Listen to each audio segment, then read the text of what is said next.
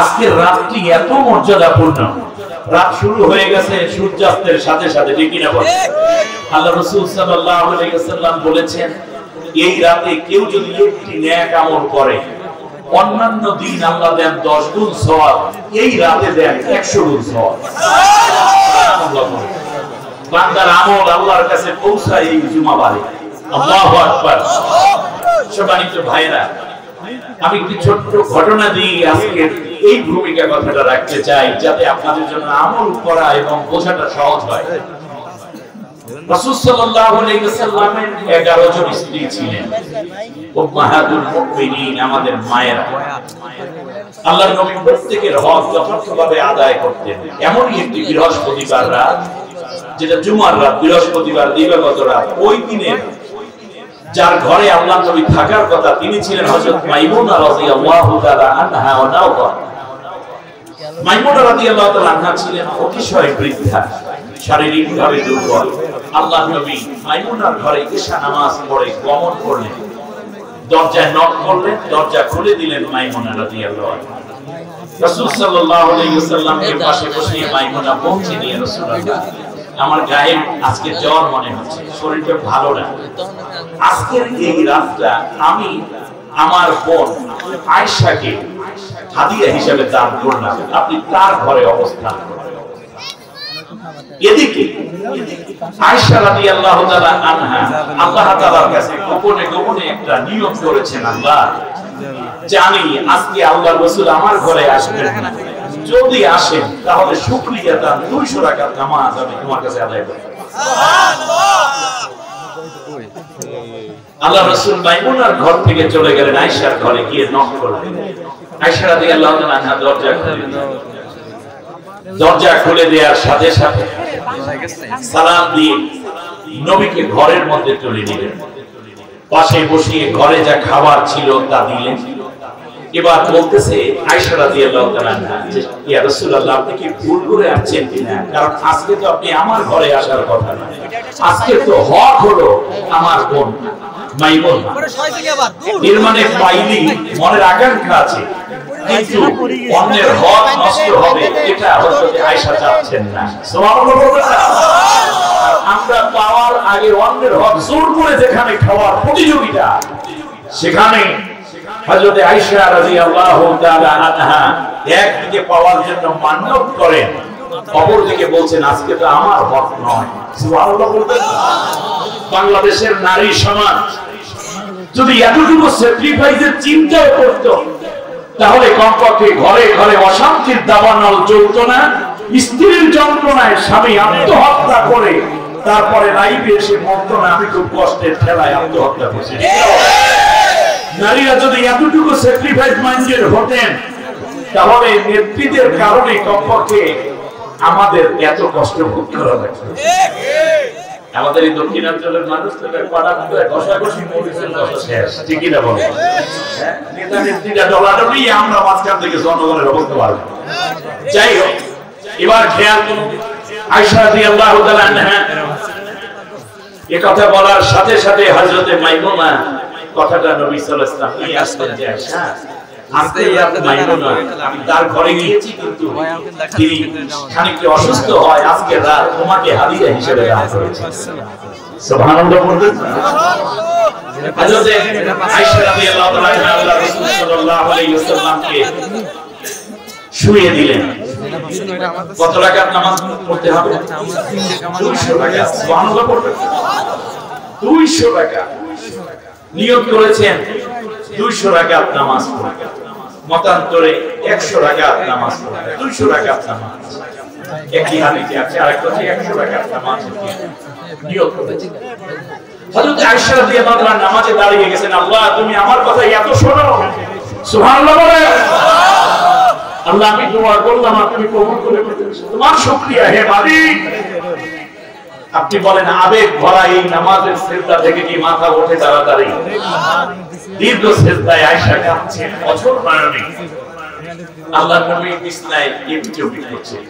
সালাম ফেরানোর পরে জিজ্ঞেস করলেন, আয়েশা এদিকে আসো, কি ব্যাপার? আমাকে বিছানায় দিয়ে তুমি ঘুমাতে গেছো, নামাজে গেলা, এটা কি হলো? বলল, ইয়া রাসূলুল্লাহ এই ঘটনা আল্লাহ আমার দোয়া কবুল করেছে, শুকরিয়া। বলে কত রাকাত নামাজ? বলে 200 রাকাত। পড়ছো কয় রাকাত? বলে রাসূল 2 রাকাত পড়ছি। আল্লাহ রাসূল বলেন এই 2 রাকাত মানে 200 রাকাত। বললেন ইয়া রাসূল এটা কেন? আল্লাহ নবী বললেন আজকে বৃহস্পতিবার দিবাগত জুমাবার রাত, এই রাতে কেউ 1 রাকাত নামাজ পড়লে আল্লাহ 100 রাকাতের সওয়াব। এই রাতে কেউ একবার সুবহানাল্লাহ বললে 100 বার সুবহানাল্লাহ পড়ার সওয়াব দেয়। এই রাতে কেউ 1 রাকাত নামাজ কি আল্লাহ 100 রাকাত সওয়াব দেন। এই রাতে কেউ 1 টাকা দান করলে আল্লাহ 100 টাকার সওয়াব দান করে। এই রাতে কেউ একবার আলহামদুলিল্লাহ বললে আল্লাহ 100 বার আলহামদুলিল্লাহ সওয়াব দেন। সুতরাং তুমি 2 রাকাত পড়েছো মানে 200 রাকাত হয়ে গেছে। সুবহানাল্লাহ। আজকের এই রাত প্রধান আলোচক হিসাবে কথা বলবেন নন্দিত মুফাসসিরে কোরআন হযরতুল আল্লামা মাওলানা তারিক মনোয়ার। আমরা তারিক মনোয়ারকে কতটুকু চিনি? একজন বক্তা হিসেবে চিনি, কখনো চিনতাম শিল্পী হিসাবে। আমরা জানি না আরো কিছু কথা, আর তিনিও হয়তো বলেন না। আমি একটু করে বলে দিই, তার বাবা মরহুম মাস্টার শফিকুল্লাহ ছিলেন বাংলাদেশ জাতীয় সংসদের একজন এমপি। শুধু তাই না, 3 জন শহীদের রক্তের উপর দাঁড়িয়ে আছে বুক ভরা ব্যথা নিয়ে তারিক মনোয়ার। তার কলিজার টুকরা ভাগনা যায়েদ, আল্লাহ তাকে জান্নাতের সর্বোচ্চ দরজা দিন, বলেন আমিন। 10ম শ্রেণীর ছাত্র ছিলেন শহীদ যায়েদ। আরো একজন 3 জন শহীদের পরিবারের সন্তান তারিক মনোয়ার। আয়োজিত এই মাহফিলে আরো কথা বলবেন সাদিকুর রহমান আল-আজহারি। আমি তাদের গুণগান গাওয়ার জন্য এখানে বসি নাই, তারা নিজেরাই একটা নিজের পরিচয় বহন করে, ঠিক না বলেন? আমি আপনাদের খেদমতে আজকে কথা বলতে চাই ইনশাআল্লাহ। আজকের এই প্রোগ্রামে সভাপতিত্ব করছেন বাঁশবাড়িয়া দক্ষিণ পাড়া তাফসীর অফিস জামে মসজিদের সম্মানিত খতিব ও ইমাম জনাব সিরাজুল ইসলাম সাহেব। আল্লাহ কোরআনের জন্য কবুল করুন, বলেন আমিন। আমার মাথার দাঁত সম্মানিত উলামায়ে কেরাম, মঞ্চে উপবিষ্ট এবং সামনে অপেক্ষমান। আমি মনে করি আলেমরাই হচ্ছে জাতির শ্রেষ্ঠ সন্তান, ঠিক না বলে? কারণ হচ্ছে আমি খুব নিকট থেকে কথা বলা পছন্দ করি। দেখুন, সুদ খাওয়া যাবে না, ঘুষ খাওয়া যাবে না, এটা কি কোনো বই পুস্তকে আছে? আলেম ওলামারা এই কথাগুলো আমাদেরকে জানাইয়া আছে, কোরআন হাদিসের কথা। কোন পুলিশ কি আমাদেরকে বলেছে জেনা করা যাবে না? মা বাবার খেদমত করো। আমাদের কোন এমপি মন্ত্রীরা কি বলেছেন যে তোমরা বিপর্দা করো না, তোমরা মালে ভেজাল মিশাইও না, কিংবা তোমরা সুদ ঘুষ খাইও না, দুর্নীতি করো না, তোমরা মা বাবার খেদমত করো, প্রতিবেশীর হক আদায় করো? আমাদের কোন এমপি মন্ত্রী মেম্বার চেয়ারম্যানরা কি এই কথা বলেছেন? কোন মেম্বার চেয়ারম্যান কি এই কথা বলেছেন জনগণের মাল চুরি করা যাবে না? বরং প্রত্যেকটা জায়গায় দেখেছি কেউ না কেউ এই অন্যায়ের সাথে কেহ কেহ প্রকাশ্য কিংবা গোপন জড়িয়ে আছে, ঠিক না বলে? এই যে মা বাবার খেদমত, অন্যের দিকে দুরূহ দৃষ্টির তাকাইও না, অন্যের সম্পদ লুণ্ঠন করো না, জেনা করো না, সুদ খাইও না, ঘুষ খাইও না, মা বাবার খেদমত করো, মুরব্বিদের সম্মান করো, মানে ভেজাল মিশাইও না। এই সব ভালো ভালো কথা। নামাজ পড়ো, রোজা রাখো, হজ করো, যাকাত দাও, সাদাকা দাও, ইয়েতিমের দায়ভার বহন করো, কোরআনের কথা বলো, কোরআনের পথে চলো, তাহাজ্জুদ করো, আল্লাহর জিকির করো। এই সব কথাগুলো শুনাইয়া শুনাইয়া এই জাতিকে যতটুকু ভালো রেখেছেন তারা কার? আলেম। দুঃখজনক ভাবে যারা এই অন্যায় কাজগুলো করতে চান এবং করতে খুব আনন্দ বোধ করেন, তারা মানবীয় দুর্বলতার কারণে তারা এই আলেম যারা দেখতেছে তাদের এই যে খারাপ কাজের বাধার সৃষ্টি করে যে আলেমরা, এই জন্যই কতিপয় লোক তাদের বাধা দানকারী হিসাবে, তাদের খারাপ কাজের প্রতিবন্ধক হিসাবে উলামায়ে কেরামদের উপর বিভিন্ন গালিগালাজ, তোহমাত, জেল, জুলুম, নির্যাতন, নিপীড়ন চালিয়ে যাচ্ছে।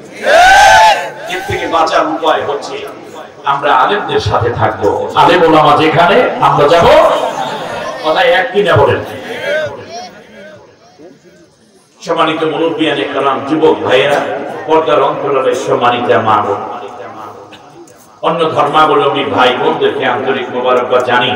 আমার নির্ধারিত বিষয়ের উপরে আমি কথা বলবো ইনশাআল্লাহ বিমাশিয়াতিল্লাহ ওয়া বিফাদলিল্লাহ। মিডিয়া, প্রচুর ভাইয়েরা মিডিয়া নিয়ে হাজির হয়ে গেছেন, অনেক মিডিয়া, আলহামদুলিল্লাহ। আল্লাহ যেন তাদেরকে এই হক কথাগুলোকে সুন্দরভাবে, নিজের মতো না, আমি যেভাবে বলি, আমরা যেভাবে বলি, সেইটাকে জাতির কাছে যথার্থভাবে পৌঁছে দিবেন। নিজেদের মতো করে অ্যাড দিয়ে তারপরে বক্তাদেরকে কালার করে আপনারা আমাদের ক্ষতিটা করবেন না প্লিজ। কারণ আমরা সিলিকন কারণে অনেক কথা বলে কিছু ভুল তো হয়, তাই কিনা বলবো।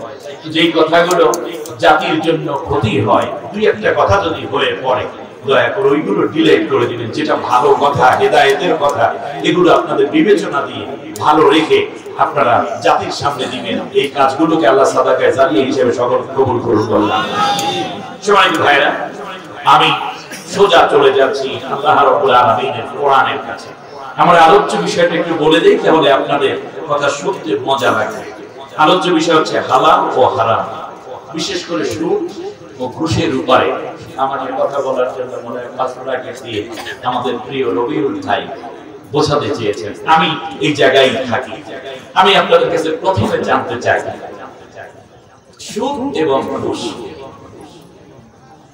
এটা হালাল না হারাম? আচ্ছা, হারাম কেন এটা একটু বলি, তাহলে আপনারা বুঝবেন। জ্ঞানীদের জন্য আমি কথা বলছি, আশা করি আপনারা বুঝে নেবেন। আল্লাহর নবী বলেছেন, মান ক্বারাআল কুরআনা ফাস্তাজহারাহু ওয়া আহাল্লা হালালাহু ওয়া হাররামা হারামাহু আদখালাহু লাহুল জান্নাহ ওয়া শাফাআহু ফি 10 আহলি মিন বাইতিহি কুল্লুহুম ক্বাদ ওয়াজাবাত লাহুন নার।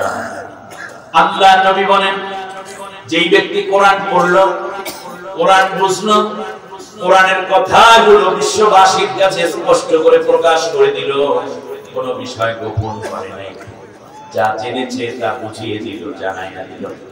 কোরআনের মধ্যে যা হালাল আছে সেইগুলো গ্রহণ করলো, আর যা হারাম আছে সেইগুলোকে বর্জন করলো। আল্লাহ রাব্বুল আলামিনের হাবিব আমাদেরকে সুসংবাদ দিচ্ছেন, এই ব্যক্তি অবশ্যই জান্নাতে যাবে। আদখালাহুল্লাহুল জান্নাহ, আল্লাহ তাকে জান্নাতে প্রবেশ করাবে।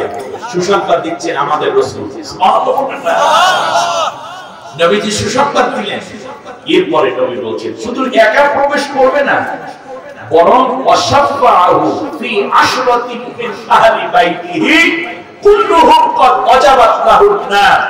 ওই ব্যক্তি এমন 10 জনকে সুপারিশ করে তার পরিবার, তার স্বজনদের মধ্য থেকে জান্নাতে নেয়ার জন্য আল্লাহর কাছ থেকে পারমিশন পাবে, যাদের উপরে জাহান্নাম ওয়াজিব হয়ে গিয়েছে। এর মানে আজকের এই আলোচনা জাতির প্রয়োজনে কত বেশি উপকারের ভূমিকা পালন করতে পারে আপনারা বুঝুন। যে যদি আপনি হালালকে হালাল জেনে গ্রহণ করেন, হারামকে হারাম বুঝে বর্জন করেন, আপনি জান্নাতে যাচ্ছেন। আর আপনি একাই জান্নাতে যাচ্ছেন না, বরং আপনি আপনার দাদা, চাচা, বাবা, খালু, মামা, ফুফি কিংবা মা, দিদি, দাদি যাই বলেন, এদের মধ্য থেকে 10 জনকে, কমপক্ষে 10 জনকে সুপারিশ করে জান্নাতে নেওয়ার মতো ক্যাপাবিলিটি এবং কোয়ালিটি আজকে আপনি অর্জন করতে যাচ্ছেন। আল্লাহ আমাদেরকে হক বোঝার তৌফিক দিন। আমরা সবাই বলি আমিন। আচ্ছা, এবারে আসুন, কোনটা হালাল এবং কোনটা হারাম এই কথা বলবেন কে? আল্লাহ। জোরে বলেন, কে বলবেন? আল্লাহ বলবেন, আল্লাহর রাসূল। তার কারণ আল হালালু বায়ানুন ওয়া হারামু বায়ানুন।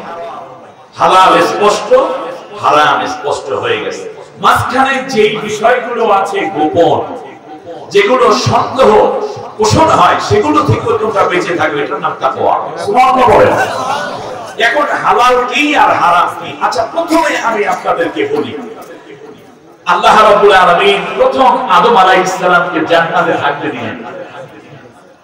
আল্লাহ রাব্বুল আলামিন বললেন ইয়া আদম উসকুন আনতা ওয়া যাওজুকাল জান্নাতা ওয়া কুলা মিনহা রাগাদান হাইসু শি'তুমা ولا تقربا هذه الشجرة فتكونا من الظالمين হে আদম তুমি তোমার স্ত্রীকে নিয়ে জান্নাতে বাস করো সুবহানাল্লাহ দেখেন ইসলামের পারিবারিক নীতি এটা প্রথম আয়াত যে আদম তুমি তোমার স্ত্রীকে নিয়ে বাস করো তাহলে বোঝা গেল বসবাসের জন্য একজন স্ত্রী দরকার ঠিক কি না বলেন এই যারা বিয়ের উপযুক্ত সবাই বিয়ে করবে হালাল পন্থায় বিয়ে করবা আর আল্লাহ অন্য জায়গায় নির্দেশ দিয়েছেন ওয়ানকিহু আয়ামা মিনকুম তোমাদের মধ্যে যারা অবিবাহিত আছে সবাইকে বিয়ে পড়াই দাও সুবহানাল্লাহ বিয়ে পড়াই দাও ছেলের বয়স হয়ে গেছে অনেক বেশি মেয়ের বয়স হয়ে গেছে বিয়ে দিচ্ছে না এখনো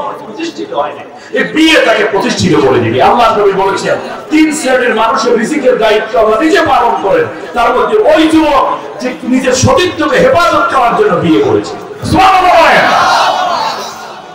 আমার ভাইয়েরা খেয়াল করো বিয়ের পরে আল্লাহ রাব্বুল আলামিন বললেন ও আদম তুমি তোমার বউরে নিয়ে বাস করো তাহলে বোঝা যায় পরিবারের প্রধান হবে স্বামী স্বামী বাস করবে স্ত্রীকে নিয়ে অ্যাডমিনিস্ট্রেটর মানে হচ্ছে প্রশাসনিক ক্ষমতা থাকবে কার হাতে স্বামীর হাতে এই জন্য আমরা যেখানে যাই আমাদের বউকে সেখানে নিয়ে যেতে হয় তাহলে আদম বাস করবে হাওয়াকে নিয়ে যদি আল্লাহ বলতেন তুমি তোমার বউয়ের সাথে বাস করো তার খবর আছে প্রত্যেক পুরুষ অতমাই থাকা লাগবে ঠিক না বলেন আল্লাহ সিস্টেম করে দিলেন এরপরে আল্লাহ রাব্বুল আলামিন এখানে প্রায়োরিটি দেওয়ার পরেই বললেন আদম কিন্তু খাবার দাবারের ক্ষেত্রে দুইজন একত্রে খাও অকুলা তাসনিয়া ছিল না তোমরা দুইজনে খাও এখানে যদি আল্লাহ বলতেন অকুল আনতা ওয়া যাওজুকা যেমন বলেছে কুসকুন আনতা ওয়া যাওজুকা তাহলে খবর আছে এর মানে আগে পুরুষরা খাবে তারপর কিছু থাকলে স্ত্রীরা খাবে এই অবস্থা তৈরি হতো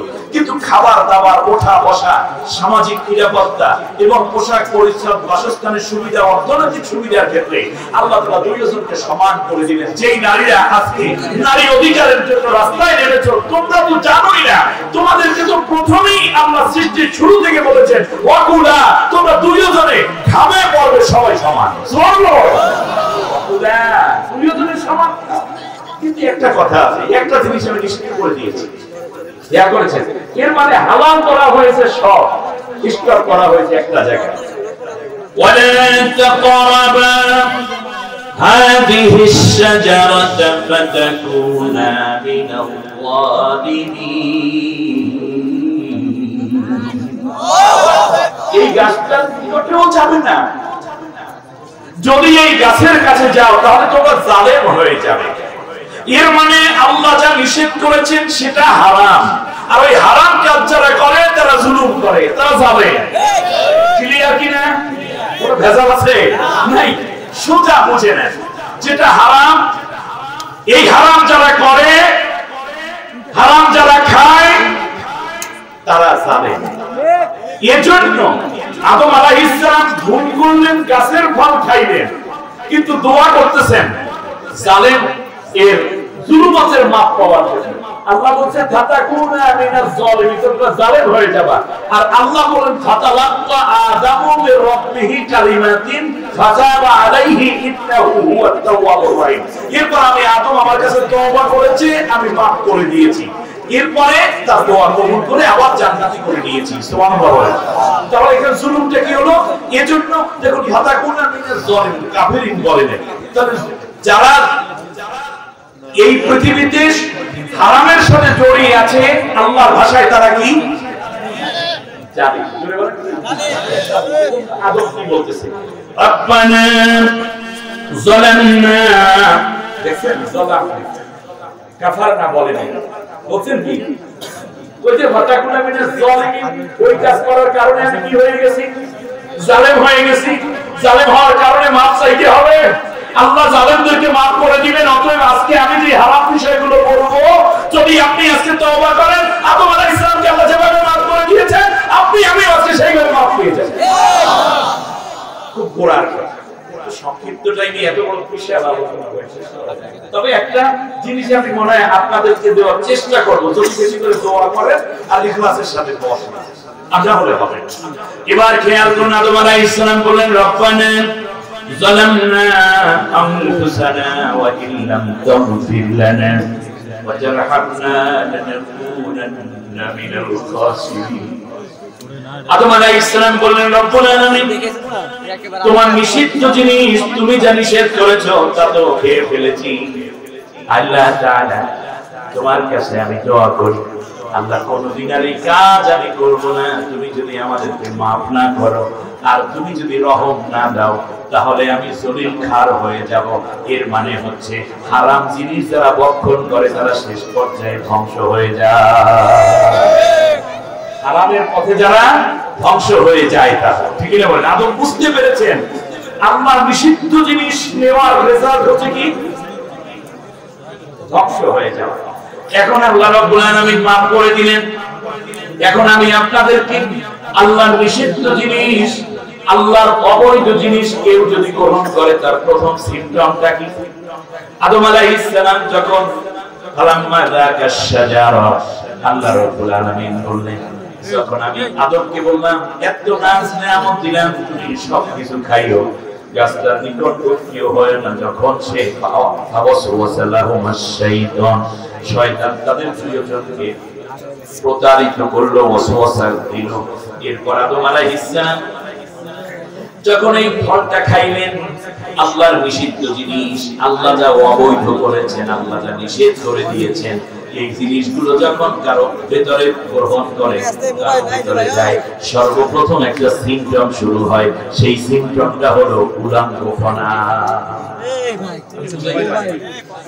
প্রথম সিম্পটম আপনি দেখেন, টিকা নেওয়ার পরে কারো কারো গায়ে জ্বর, শিশুদের বিশেষ করে না, যখন আপনি পোলিও, ডিপথেরিয়া, কপিং কাশি এই টিকাগুলো নেন না, একটা টিকা আছে যেটা নিলে কি হবে? ডাক্তারকে ফোন দিলাম, ডাক্তার সাহেব ছেলের গায়ে যত 100 তার টিকা কাজ করে, টিকা কি করে কাজ করে, এর মানে হচ্ছে টিকাটা ভেতরে কি কাজ করছে। এই জন্য আদম আলাইহিস সালাম জি এবং হাওয়া আলাইহিস সালাম জি তার ভিতরে আল্লাহর নিষিদ্ধ জিনিস ভিতরে ঢুকে পড়েছে, তার বাইরে একটা সিম্পটম শুরু হয়ে গেছে। সিম্পটমটা কি? সেটা প্রথম সিম্পটমই হচ্ছে হাওয়া এবং আদম আলাইহিস সালামের শরীর থেকে তাদের গায়ের যে পোশাক ছিল, পোশাক খুলে গেছে। এটা হচ্ছে কি? আল্লাহর অবৈধ জিনিস ভেতরে যাওয়ার প্রথম আলামত। মনে রাখবেন, এই পৃথিবীতে যদি কেউ সুদ খায়, যদি কেউ ঘুষ খায়, যদি কেউ দুর্নীতি করে, কেউ যদি চুরি করে, কেউ যদি ডাকাতি করে, কেউ যদি অবৈধভাবে সম্পদ আহরণ করে, আরোহণ করে, গ্রহণ করে, তাহলে প্রথম সিম্পটম, এই ব্যক্তি আর পর্দা করতে পারবে না। হাজার চেষ্টা করেও তার স্ত্রীকে আর গায়ে মাথায় বোরকা পরাইয়া রাখতে পারবে না।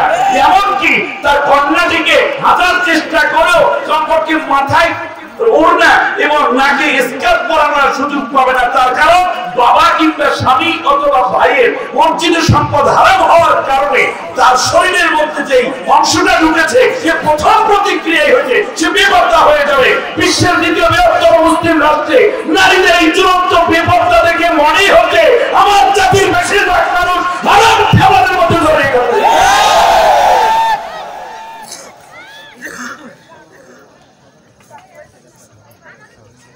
জিকির করুন লা ইলাহা ইল্লাল্লাহ, লা ইলাহা ইল্লাল্লাহ, লা ইলাহা ইল্লাল্লাহ,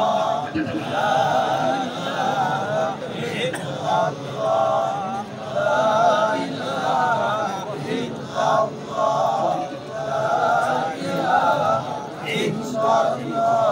স্বাভাবিক শব্দ যত পাই শুনিবার, আর কিছু নহে ও হাসিকির আল্লাহর লা ইলাহা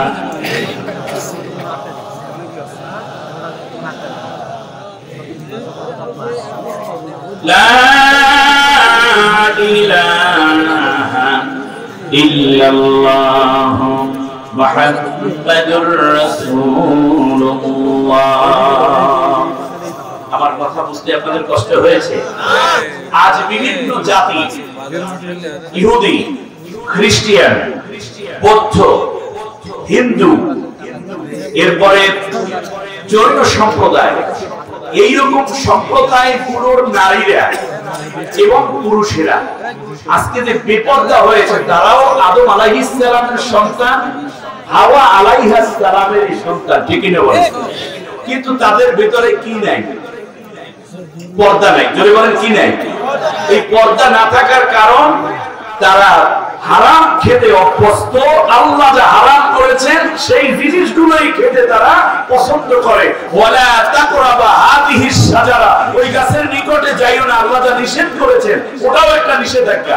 দুনিয়াতে আল্লাহ রাব্বুল আলামিন আদম আলাইহিস সালাম হাওয়াকে পাঠাইয়া দিলেন, পাঠাইয়া বললেন এখানে তোমার তোমরা যেভাবে এখানে ছিলে, কত খাবার ছিল তোমাদের, কত আয়োজন ছিল তোমাদের, কিন্তু সব বাদ দিয়ে শয়তান তোমাদেরকে ওয়াসওয়াসা দিয়ে বলল মা নাহাকুমা রাব্বুকুমা আন তিলকুমাশ শাজারা, এই গাছের নিকটে যেতে আল্লাহ তোমাদের আসলে নিষেধ করে নাই, বরং হে আদম হাল আদুল্লুকুম আলা শাজারাতিল খুদ, আমি কি তোমাদেরকে একটা চিরন্তন বৃক্ষের সুসংবাদ দেব?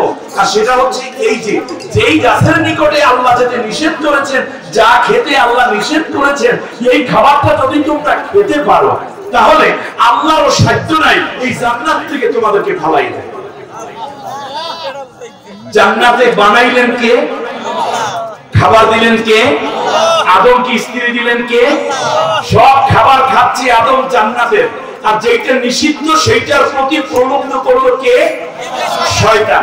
এমন কি সে যুক্তি দিয়ে বলল আমিও তো এই জান্নাতে ছিলাম, সেই দিন আল্লাহ আমাকেও বলেছিল যে ওই গাছের নিকটে যেও না। আরে আল্লাহর কথা ভাইলোট করে যদি ওই জিনিসটাই খাইতাম তাহলে আল্লাহরও সাধ্য ছিল না আমাকে বেহেশত থেকে ফেলে দেয়। আদম কয়দিন পর তোমাকেও এই জান্নাত থেকে আল্লাহ ফেলে দিবেন বিদায়, তার পরিকল্পনার অংশ হিসেবে আল্লাহ যদি তোমাকে ভালোই বাসে সব খাইতে বলে, ওটা খাইতে নিষেধ করে কেন? ওইটা খাও, আল্লাহরও সাহস নাই তোমার এখান থেকে ফালাই দেবে।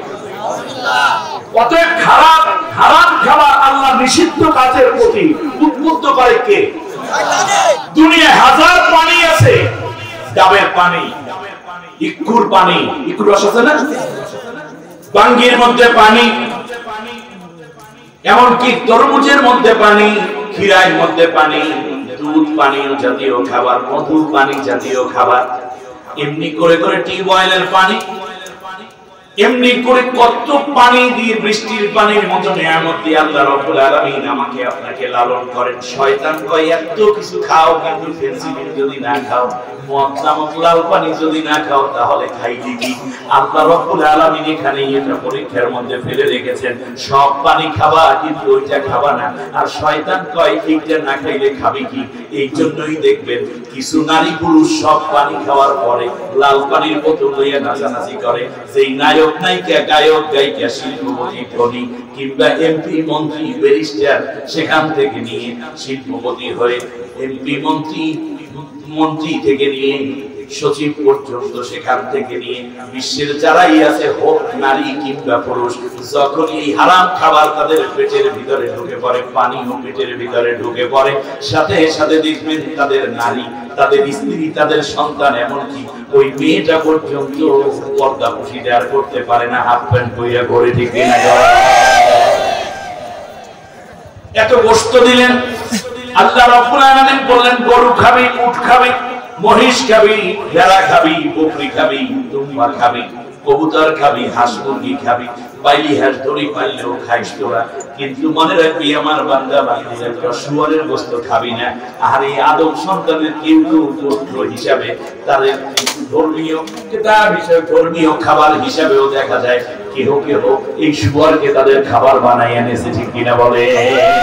রেজাল্ট হইল তাদের মেয়েগুলো পর্দা করে না, ফ্রি সেক্সের দেশ নাম দিয়া তারা বেপর্দায় ল্যাংটা ভ্যাংটা হইয়া উলঙ্গ অর্থভঙ্গ হইয়া মদের বোতল হাতে লইয়া দৌড়ায়। মূল কারণ কিন্তু আসল হইল তাদের পেটের ভিতর হারাম ঢুকে পড়ছে, ঠিক কিনা বলে? সুদ খাওয়া হালাল না হারাম? আমার কথা না আল্লাহর কথা।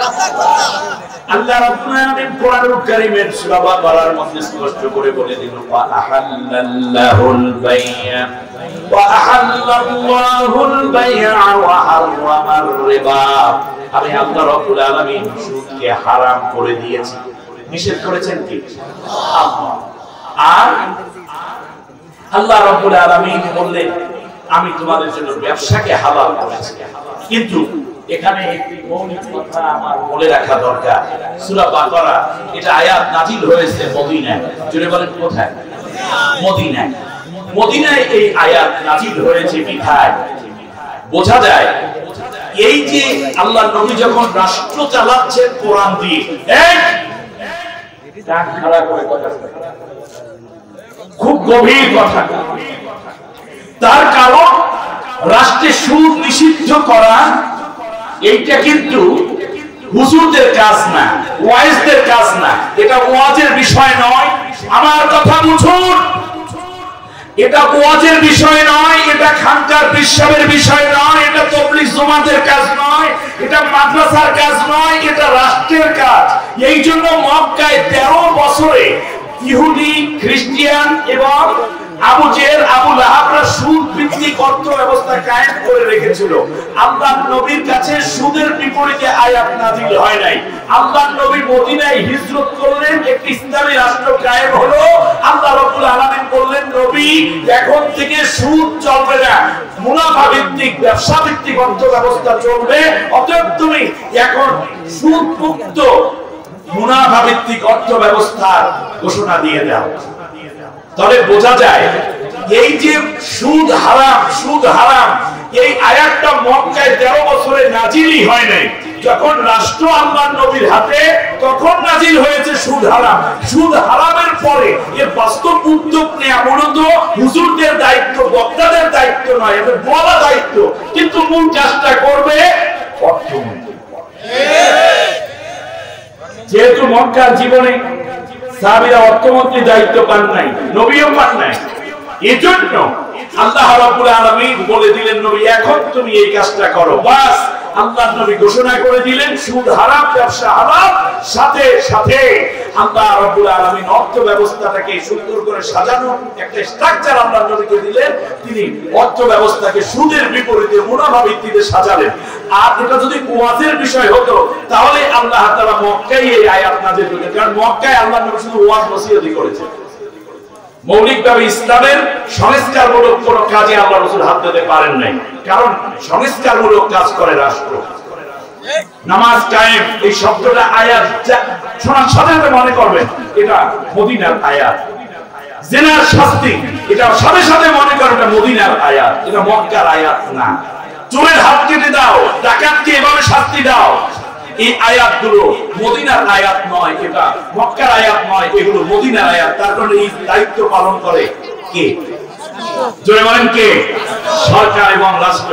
বিগত 100 বছর যদি বলি বাংলাদেশের প্রেক্ষাপটে সারসিনার হুজুর, চরমনাই হুজুর, মোকামিয়া, ফুরফুরা, জয়পুর, সেখান থেকে নিয়ে তাবলীগ জামাতের ভাইরা, আলিয়া আলেমরা, কওমি আলেমরা, মসজিদের খতিবরা, ময়দানের বক্তারা সুদ হারাম, সুদ হারাম, সুদ হারাম করতে করতে গলা দিয়ে রক্ত বের হয়েছে।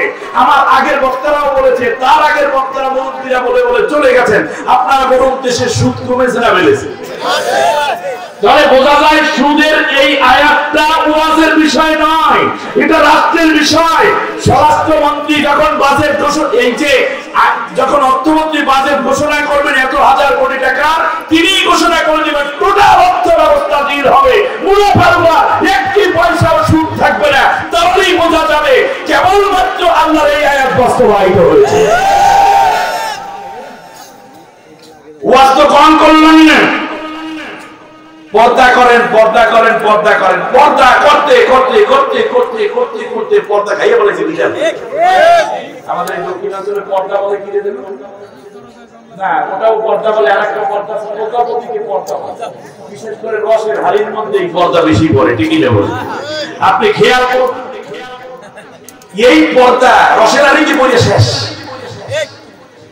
এই পর্দার ওয়াস্ত ছিল মদিনায় আল্লাহর নবীর উপরে, وقرن في بيوتكن ولا تبرجن তাবাররুজাল জাহিলিয়াতিল উলা, ঘরে অবস্থান করো, বাইরে যেতে হলে তোমরা পর্দা পশিদার মতো যাও। নারীরা কিভাবে যাবে আল্লাহ নির্দেশ দিয়েছেন, আর কিচ্ছু করা লাগে নাই, রাষ্ট্র শুধু শুনাইয়া গেছে, সব নারীরা পর্দা পশিদা শুরু করে দিয়েছে।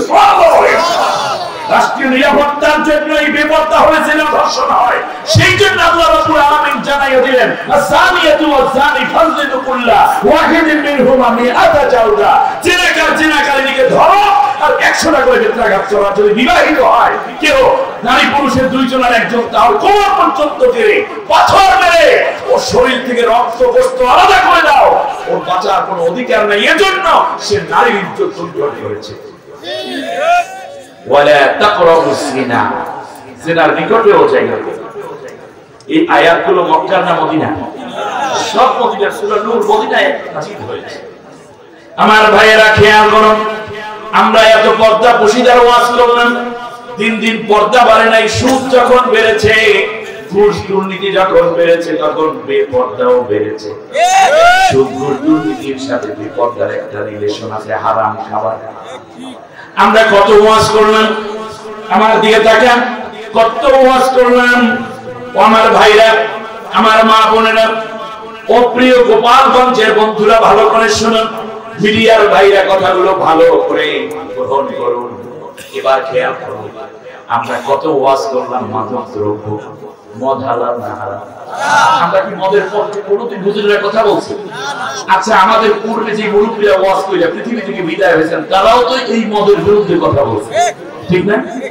এর আগে নবী রাসূলের যে শুরু হয়েছে। আপনারা বলেন, বর্তমানে প্রেক্ষাপটে বাংলাদেশের এই স্বাধীনতার 50 বছর পর্যন্ত যদি ধরি, কত বক্তা ওয়াজ করলো মদের বিরুদ্ধে, মদের বিরুদ্ধে, গাঁজার বিরুদ্ধে, ফেন্সিডিল, কোকের, তারিক, মারজুয়ারা, প্যাথিডিল, হিরোইন, সেখান থেকে নিয়ে যা আছে এর বিরুদ্ধে কত কথা ওয়াজ করলো, ওয়াজ করতেছে।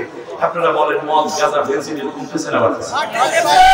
তাহলে বোঝা যায় এটা ওয়াজের বিষয় না রে ভাই, এটা আইনের বিষয়। যেটা আইনের বিষয় সেটা আপনি ওয়াজ করলেন কেন? এই জন্য হুজুরের শাস্তি হয় কিনা আমার ভয়। একটি ইসলামী রাষ্ট্র হবে, স্বরাষ্ট্রমন্ত্রী, আইনমন্ত্রী আইন উত্থাপন করবে, ইন্নামাল খামরু ওয়াল মাইসিরু ওয়াল আনসাবু ওয়াল আসলামু রিজকুম মিন আমালিশ শাইতান ফাজতানিবুহু লাআল্লাকুম তুফলিহুন। নিঃসন্দেহে মাদক দ্রব্য, ক্যাসিনো তথা জুয়া, এরপরে ভাগ্যটানা তীর, এবং তোমাদের এই যে কি যেন আছে, মূর্তি এবং ভাস্কর্য, এই চারটি কাজ করা হারাম। মাননীয় স্পিকার, আপনার দৃষ্টি আকর্ষণ করছি আল্লাহর কোরআনের এই আয়াতের দিকে। স্পিকার বলবেন, মাননীয় আইনমন্ত্রী, আপনাকে সরাসরি আপনার বক্তব্যের পক্ষে দৃষ্টি আকর্ষণ করছি স্বরাষ্ট্রমন্ত্রীকে। স্বরাষ্ট্রমন্ত্রী বলে দিবেন, যারা মদ খাবে, যারা মদের ব্যবসা দিবে, যারা মদের প্রতি উদ্বুদ্ধ করবে, কারো কাছে যদি মদ পাওয়া যায় তাহলে তাদেরকে গ্রেফতার করো, প্রতিদিন 80 করে বেত্রাঘাত করো, তারপরে যতক্ষণ মদ না ছাড়ে ততক্ষণ মদ জেলের মধ্যে আটকে রাখো। স্বরাষ্ট্রমন্ত্রী পুলিশের আইজিকে বলে দিবেন, গোয়েন্দাকে জানিয়ে দিবেন, আপনারা বলুন, এই 50 বছর স্বাধীনতার মধ্যে মাদক দ্রব্য মুক্তার অভিযান তো কম হয় নাই। আগে ছিল পাতার বিড়ি, সুতার বান, সেখান থেকে এলো তামাক, তারপর হইলো সিগারেট, তারপর হইলো ফেন্সিডিল, তারপর হইলো গাঁজা, তারপর হইলো কোকেন, তারপর তারিক, তারপর হিরোইন, তারপরে বিয়া, তারপরে ইয়াবা, তারপরে এখন কত আইছে আল্লাহ জানে। আপনারা মনে করেন কি এই যে বর্তমানে আইন আছে, এই আইন দিয়া আগামী 20 বা 10 বছরের মধ্যে বাংলাদেশের মাদক নিয়ন্ত্রণ হবে, নাকি মাদক দ্রব্য আরো প্রসার করবে? তাহলে বোঝা যায়, যদি সত্যিকার আপনি চান মাদক দ্রব্য নিয়ন্ত্রণ হোক, আল্লাহর নবীর কাছে আয়াত যখন নাজিল হয়েছিল, যাদের ঘরে মদ ছিল সবাই মদের মটকি, বোতল যা ছিল সবগুলো ঢেলে দিয়েছে রাস্তার মধ্যে। মনে হয় যেন স্রোত বয়ে যাচ্ছে। যার একটু আগে যে মদ পান করেছে, এখন আল্লাহ হারাম করে ফেলেছে, গলার মধ্যে আঙ্গুল দিয়ে তারপর বমি করে দিয়েছে। তাহলে বোঝা যায়, ইসলাম যেটা বলেছে সেইটা যারাই মাদক দ্রব্য নিয়ন্ত্রণ সম্ভব। পুলিশের বর্তমান অভিযান যতই হোক, অথচ কোন কোন মন্ত্রীর ঘরে মদ পাওয়া যায়, কোন কোন শিল্পপতির ঘরে মদ পাওয়া যায়। একদিকে মদ খাওয়া হারাম না হারাম, কিন্তু দমন তো হইল না। দমনের জন্য মাদক দ্রব্য নিয়ন্ত্রণ অধিদপ্তর আছে, মাদক দ্রব্য নিয়ন্ত্রণের জন্য র্যাবের অভিযান আছে। আপনারা বলুন, এরপরও মাঝে মাঝে শুনি আবার কিছু কিছু দুই একজন পুলিশও এরকম আছে, আস্তাগফিরুল্লাহ, যে ওই উত্তরে যাওয়ার আগে নিজেও এক বোতল খাইয়া হয়েছে, ঠিক মতো উত্তর কথা। আপনি একদিকে শিল্পপতিকে সামনে পিছনে পুলিশ রেখে পারে ঢুকাইয়া দিয়েছেন, একেবারে ঢুইলা গাইলা পরে, তারপর তার কোলের মধ্যে করে উঠাইয়া তার গাড়ির ভিতর ঢুকাইয়া তারপর তার ঘরে নিরাপত্তার সাথে পৌঁছাইয়া দিয়া রাত ৩টার সময় বস্তিতে হামলা করে মারাত্মক উত্তর অভিযানের জন্য। এটাই তো মুনাফিকি। এই কথা তো ইসলাম কোথাও বলে না, ঠিক কিনা বলে? উচিত ছিল কি মদ সবার জন্য নিষিদ্ধ, এটা নিষিদ্ধ, হারাম, এটা হচ্ছে কোনো উপকার নাই। জিনা, ব্যভিচার, কুমসেনা বাসাস, এমনকি পেটের মধ্যে ৩ মাস বয়সের বাচ্চা নিয়ে স্বামী স্ত্রী গায়ে হলো, সে হইল নাইকিয়া, আর তার জন্য মিডিয়া দৌড়াও। আজকে তোদের কাছে একটু দাবি করি, তোরা আমার ভাই, মিডিয়া কমপক্ষে নষ্ট জিনিসগুলোকে তোমরা প্রমোট করবে না। আজ আমার জাহিলিয়াত উপেক্ষিত একটি সমাজে আমরা বাস করি। আমার ভাইয়েরা খেয়াল করুন, আল্লাহ রাব্বুল আলামিন মদ হারাম করে দিলেন। এইটা হারাম হলো কেন, জিনা ব্যভিচার কেন নিষিদ্ধ হলো? আমি দুইটা কারণ বলে সামনে আলোচনায় আগাচ্ছি। আপনাদের কষ্ট হচ্ছে না? আচ্ছা, আমি আপনাদের যে কথা হারামটা কেন আমরা বলতে পারি, শুনতে তো মজাই লাগে। হুজুর ঘুষ খাইলে তো বিল্ডিং হয়, বাড়ি হয়, গাড়ি হয়। দুর্নীতি করলে হুজুর সামনের বছর আগামী কি 100 কোটি টাকা খরচ করে বিক্রি করা যায়, এই জন্য কিছু পয়সা কামাই হচ্ছে। অসুবিধা কি? আপনি করো তো এখান থেকে হাতিয়ে তো আমরা বাড়াই দিতে পারি, সমস্যা নেই। আমি খুব সিম্পলি কথা বলা পছন্দ করি, বিধায় আপনাদেরকে নিয়েই আমি বলছি। আমাদের যে দেহটা, এই দেহ নামক যন্ত্রটা তৈরি করেছেন কি? ভালো কথা বুঝছেন কিন্তু। আর এই দেহের জন্য উপকার অক্সিজেন, সূর্যের আলো, চাঁদের কিরণ, পানি, নারিকেল তেল, ডাল, চাল, মাছ, গোশত, এরপরে পেঁয়াজ, রসুন ইত্যাদি খাবার যা আছে, ফল ফলাদি, মাছ, এই সব কিছু তৈরি করেছেন কে? এরপর বলেন যা হালাল আছে, যা ফ্রেশ, হালাল এবং ফ্রেশ, সুবহানাল্লাহ বলবেন না, স্বাস্থ্যকর, সেইটা খাও, আর হারামটা গ্রহণ করবেন না। আচ্ছা, এটার কারণ হচ্ছে একটু আগেই আপনারা বলেছেন যে হুজুর আমাদের এই দেহটা তৈরি করেছেন যিনি, তার নাম কি? এখন আপনাদেরকে বলি, এই যে মাইকটা, কথা বলছেন কি ভাই, আপনার হাতের মোবাইলটা অথবা টমটম অথবা হেলিকপ্টার, বিমান, গাড়ি, এক একটা এই যে প্রাইভেট কারগুলো চলে হলো ককটেল। কিসে চলে বলেন? ককটেল। এখন আপনি যদি চিন্তা করেন আমার মোবাইলে চার্জ দরকার, এখানে কি দিতে হবে বলেন তো দেখি? চার্জার লাগাইতে হবে কিসের সাথে? কারেন্টের সাথে। যিনি এই মোবাইলটা তৈরি করেছেন, খুব কান খাড়া করে আমার কথা বলেন, যিনি এই মোবাইলটা তৈরি করেছেন তিনি বলে দিয়েছেন এখানে একটা পয়েন্ট আছে, এখান দিয়ে তোমার চার্জারের পিনটাকে ঢুকাবা, আর ওই দিকে চার্জারের যে সুইচটা আছে এই জায়গায় পয়েন্ট মতো ঢুকে সুইচ অন করে দেবো, তাহলে এখান থেকে চার্জ হবে। এই চার্জে তোমার ব্যাটারিতে চার্জ হবে, মোবাইলটা আর বন্ধ হবে না। এই যে সিস্টেমটা কে করেছেন? যিনি মোবাইলটা তৈরি করেছেন। এখন যদি আপনি চিন্তা করেন আমি চার্জ দেব না, বরং আমি কিছু কেরোসিন তেল দিয়ে আমার মোবাইল চালাবো, কথা বলেন না? এরপর এখান থেকে আপনি কেরোসিন তেল দিলেন, ভিতরে মোবাইল চলবে না, বন্ধ হবে, শেষ, মোবাইল শেষ হয়ে যাবে। বিমান চলে অকটেনে। কেউ যদি চিন্তা করে এই অকটেনের চাইতে আমি একটু দামি উপকরণ দিচ্ছি, নারিকেল তেল দিয়ে চালাবো, চলবে না, ক্রাশ হবে, বিমান ক্রাশ হবে। প্রাইভেট কারগুলো চলে অকটেন। কেউ যদি চিন্তা করে না আমি অকটেন দিয়ে চালাবো না, সরিষার তেল দিয়ে চালাবো, চলবে না নষ্ট হবে? নষ্ট হবে। তার কারণ যেই যন্ত্র যিনি আবিষ্কার করেন, তৈরি করেন, তিনি বলে দেন এই যন্ত্র অপারেট করার জন্য, চলার জন্য কি কি উপাদান দরকার। ঠিক তেমনি আল্লাহ আমাদেরকে তৈরি করেছেন, আমাদের এই জীবনটা আল্লাহ তাআলা দিয়েছেন। আমার চোখ, আমার কিডনি, আমার লিভার, আমার মুখ, আমার লিভার ফাংশন, আমার হার্ট, আমার কিডনি, আমার পাকস্থলী, আমার গোশত, আমার হাড়টি কিভাবে চলবে, কোন উপাদান দিয়ে এইগুলো ভালো চলবে, সেই খাবারগুলোকে আল্লাহ তাআলা আমাদের এই ইঞ্জিনে দেওয়াকে হালাল করেছেন। আর যেই জিনিসগুলো দিলে আমাদের এই দেহ নামক ইঞ্জিনটা ক্রাশ হয়ে যাবে, নষ্ট হয়ে যাবে, জান্নাতে যাওয়ার অনুপযোগী হয়ে যাবে, ওই উপাদানগুলো আল্লাহ তৈরি করেছেন। কিন্তু আমাদের জন্য আল্লাহ এতই বেশি রেড সিগন্যাল দিয়ে রেখেছেন, ওইগুলোর নাম দিয়েছেন হারাম। এর মানে সুদের পয়সা মানব দেহের জন্য নয়, ঈমানের জন্য নয়, তাকওয়ার জন্য নয়, এজন্য এটা হারাম। ঘুষ এজন্য হারাম, দুর্নীতি এই জন্য হারাম। মদ তোমার শরীরের জন্য কোনো দরকার নাই, একেবারে নিষেধ। আপনারা দেখবেন বড় বাড়ি বানিয়েছে, যেখানে আপনার কি এই যে সুইচ বোর্ড যেটা থাকে, ওই জায়গায় দেখবেন লেখা থাকে ডেঞ্জারাস। একটা জায়গা থাকে না, এখানে হাত দেবেন না, একেবারে একটা দুইটা একেবারে কোণার চিহ্ন দেয়া থাকে, থাকে কিনা বলে? এর মানে এখানে হাত দেছো তো মরছো। আল্লাহ রাব্বুল আলামিন আমাদের পিতা আদম আলাইহিস সালামকে জান্নাতের মধ্যে রেখে সমস্ত খাবারগুলো খাবারের অনুমতি দিয়ে বললেন, আদম, হাওয়া, এই জায়গাটা আমি রেড সিগন্যাল দিয়ে রাখলাম, মনে রাখবা তোমরা এই জায়গাটার কাছেও আসবা না, ধরবা তো মরবা। এই জন্য আদম আলাইহিস সালাম হাওয়া আলাইহিস সালামকে প্রলুব্ধ করেছিল শয়তানে।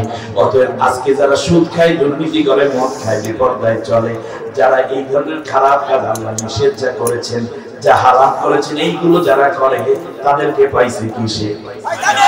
শয়তানে বলে। আপনার এমপি যদি দুর্নীতি করে তারে পাইছে কিসে? জোরে বলেন না, শয়তানের।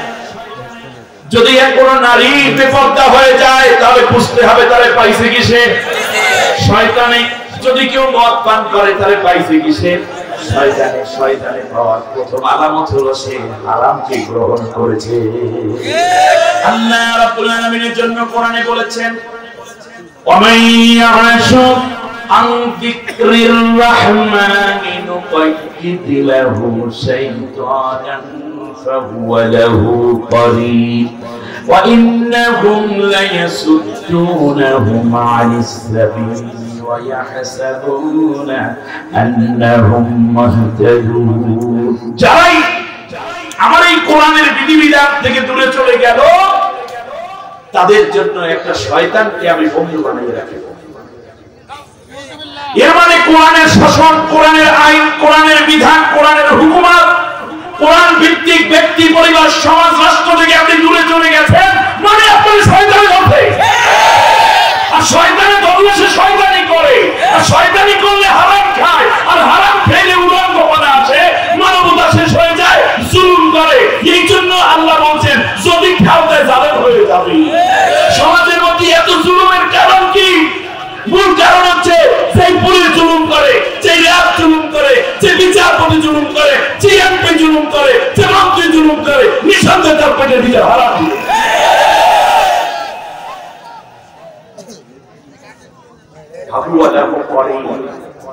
এই শয়তানি তার গাইড হয়ে যায়।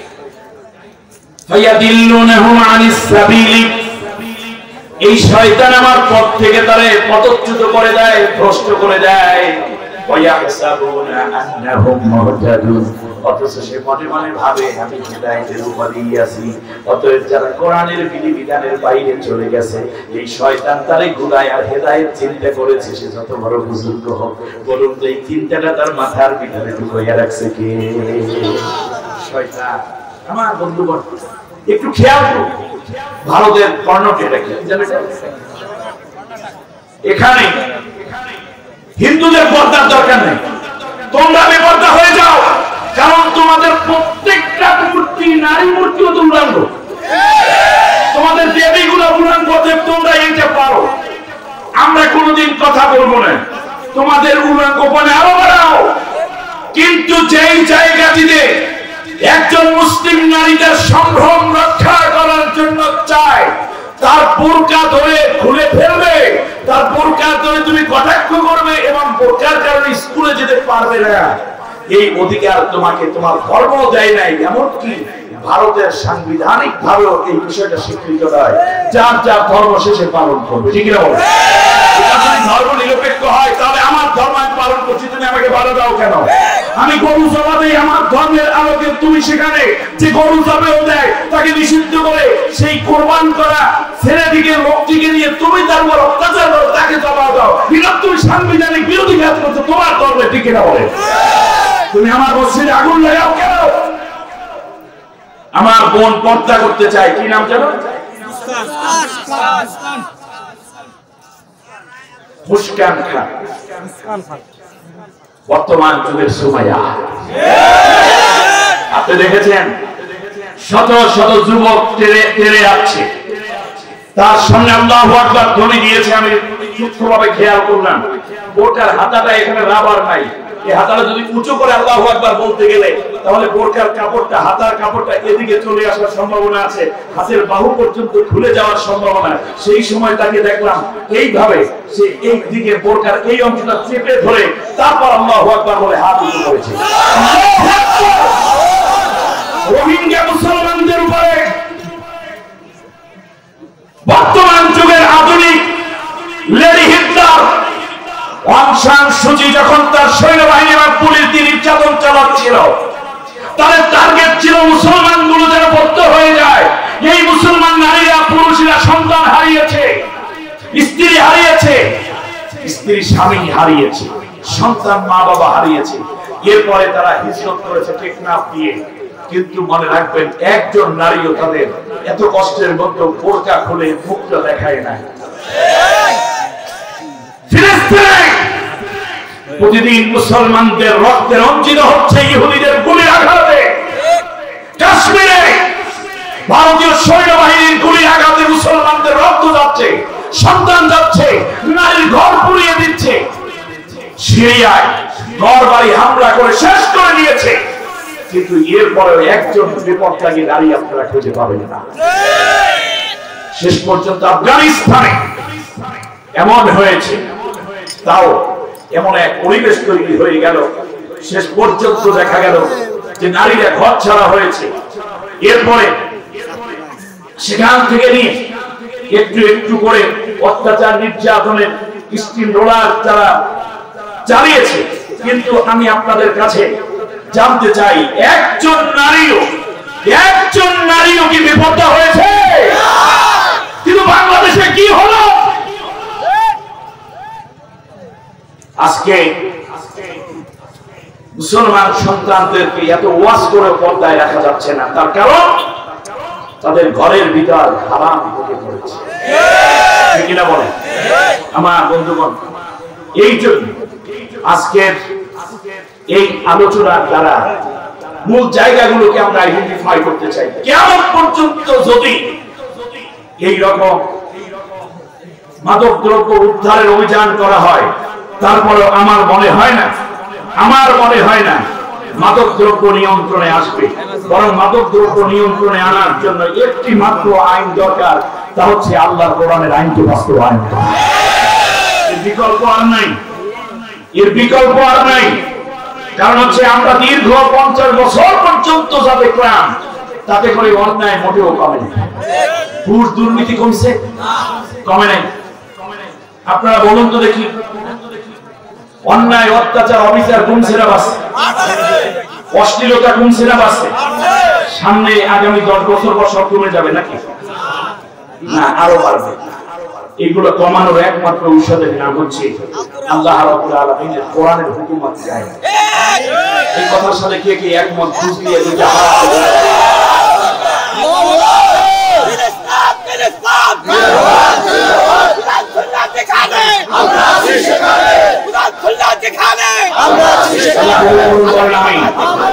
সম্মানিত ভাইরা, এবারে আমরা চলে যাচ্ছি। আমরা যে ভুলগুলো করতেছিলাম সেটা হচ্ছে আমরা আল্লাহর আইনকে নিয়েছি ওয়াজের উপকরণ। ঠিক না বলে? সেই জায়গা থেকে আমি আজকে আপনাদের উদ্দেশ্যে ছোট্ট করে একটু কথা বলতে চাই। আল্লাহর নবীর সময় আমরা কি চেয়েছি? আরে কার কাছে বলি এই কথা?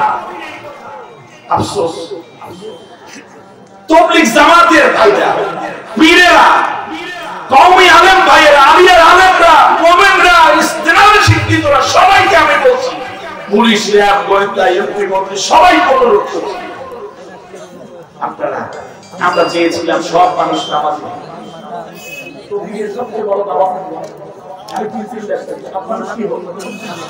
আপনারা বলেন সব মানুষকে 50 বছরে নামাজি হয়েছে, কিন্তু আপনি বলেন নবীর সময়, আল্লাহ রাসূলের সময় কি এত মসজিদ ছিল, এত তাবলীগ ছিল, কিন্তু একজনও কি বেনামাজি ছিল? তার কারণ কোরআন ভিত্তিক রাষ্ট্র পরিচালিত হয়েছে, যার কারণে ওই রাষ্ট্রে সব মানুষ নামাজি হতে বাধ্য ছিল এবং নামাজের প্রতি তারা উৎসাহিত করেছে। অতএব আল্লাহর কোরআনের রাষ্ট্র হবে তাবলীগের আশা পূরণ হবে। সব মানুষ নামাজি হোক, রোজাদার হোক, সুদখোর বন্ধ হোক, এটা তো সব হিসাবের আচার। 50 বছরে 100 বছরে পারেন নাই। আল্লাহর নবীর সময় এত পীরও ছিল না, এত খানকাও ছিল না, এত মুরিদও ছিল না, কিন্তু একটা পয়সাও কি ঘুরছিল? বিশ্বনবী সাল্লাল্লাহু আলাইহি ওয়াসাল্লাম কান খাড়া করেছেন। মদিনায় হঠাৎ করে কিছুটা দুর্ভিক্ষ দেখা গেল।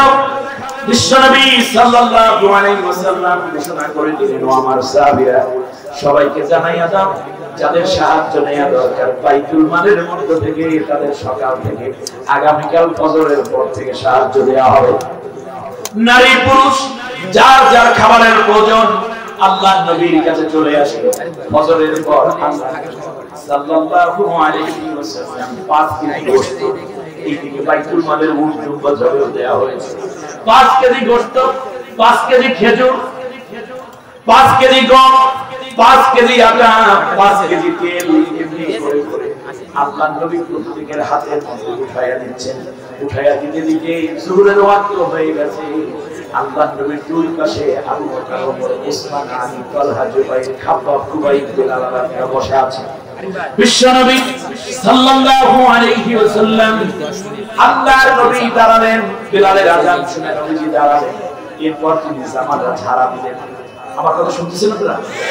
এভাবে আল্লাহর নবী জামা ঝাড়লেন, রুমাল ছেড়ে নিলেন, এমনকি পকেটের মধ্যে হাত দিয়ে বিশ্বনবী সাল্লাল্লাহু আলাইহি ওয়াসাল্লাম এইভাবে পকেটটা উল্টালেন। পকেট উল্টানো যায় না বলে? আল্লাহর নবী এইভাবে হযরত আবু বকর রাদিয়াল্লাহু তাআলা আনহু আশ্চর্যচকিত হয়ে আল্লাহর রাসূলকে জিজ্ঞেস করলেন, ইয়া রাসূলুল্লাহ, আপনি এটা কি করছেন এবং কেন করছেন? আল্লাহর রাসূল বললেন, ও আবু বকর শোনো, এতক্ষণ পর্যন্ত রাষ্ট্রীয় মাল আমি বন্টন করে দিয়েছি। এর যদি একটা কমের কণা কিংবা একটা সবের কণাও যদি আমি মুহাম্মদুর রাসূলুল্লাহ পকেটের মধ্যে থেকে যায়, আর এই অবস্থায় যদি আমি নামাজে দাঁড়াই, আমার বিশ্বাস এই নামাজ আল্লাহ রাব্বুল আলামিনের দরবারে কবুল হবে না। একটু খেয়াল করুন, জবাবদিহিতা তাকওয়া কাকে বলে? দুর্নীতিমুক্ত সমাজ তো 50 বছরও কায়েম করতে পারেন নাই, বরং আরো বেড়েছে, সামনে আরো বাড়বে। দুর্নীতিমুক্ত সমাজ যদি রাজনীতিবিদ সত্যি চান, তাহলে আর কোন বিকল্প রাস্তা নাই। আল্লাহর কোরআন ভিত্তিক একটি রাষ্ট্র যারা কায়েম করতে চান, তাদেরকে রাষ্ট্র ক্ষমতায় দেওয়ার সুযোগ করে দেন, দেখবেন দুর্নীতিমুক্ত একটি রাষ্ট্র আমরা উপহার দেব।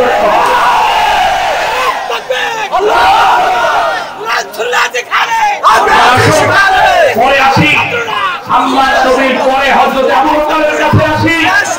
আবু বকর রাদিয়াল্লাহু তাআলা আনহু রাসূল সাল্লাল্লাহু আলাইহি ওয়াসাল্লামের ওয়াফাতের পরে রাষ্ট্র ক্ষমতায় অধিষ্ঠিত। বিশ্বনবী সাল্লাল্লাহু আলাইহি ওয়াসাল্লামের এই প্রিয় কলিজার টুকরা সাহাবী যুহরের সালাত আদায় করে ঘরের ভিতর ঢুকলেন।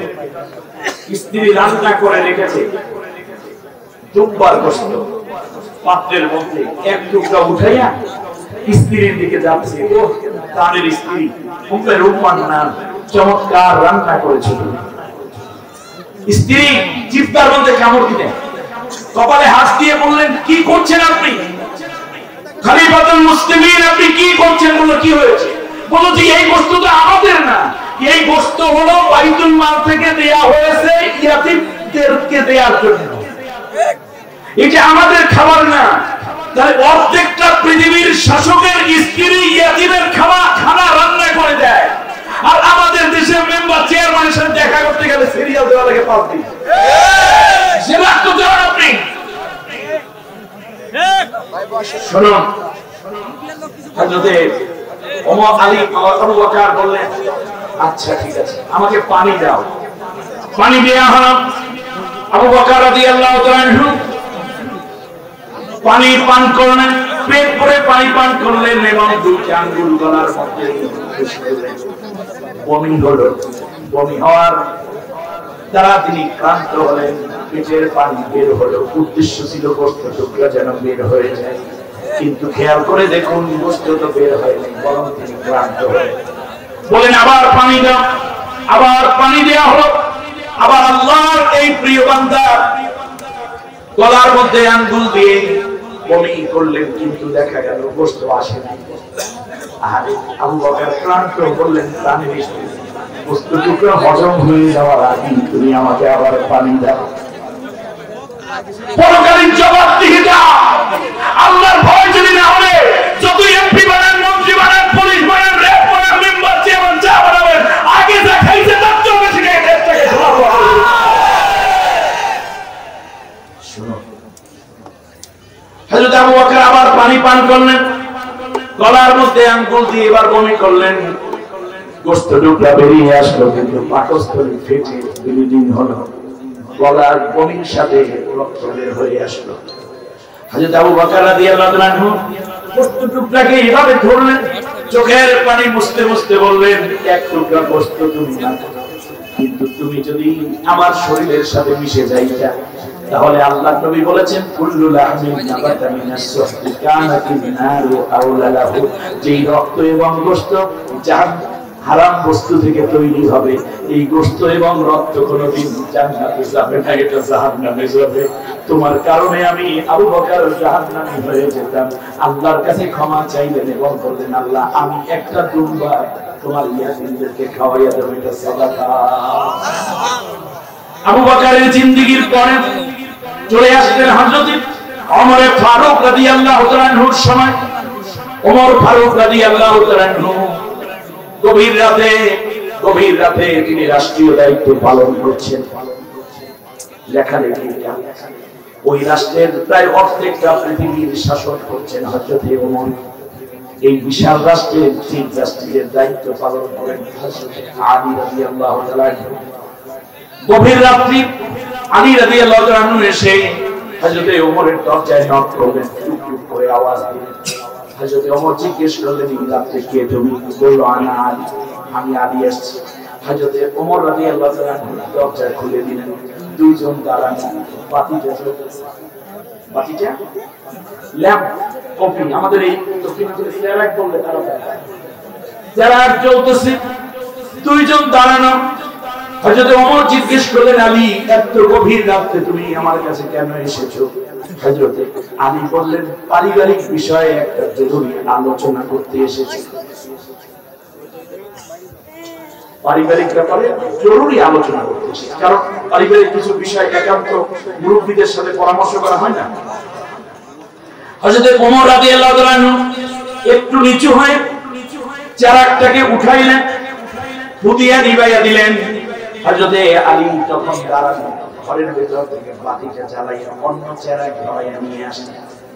এইভাবে হযরত আলী দেখলেন চেরাগ যেটা জ্বলতেছিল ওটার মধ্যে তেল আছে না নাই, দেখলেন তেল ভরা আছে।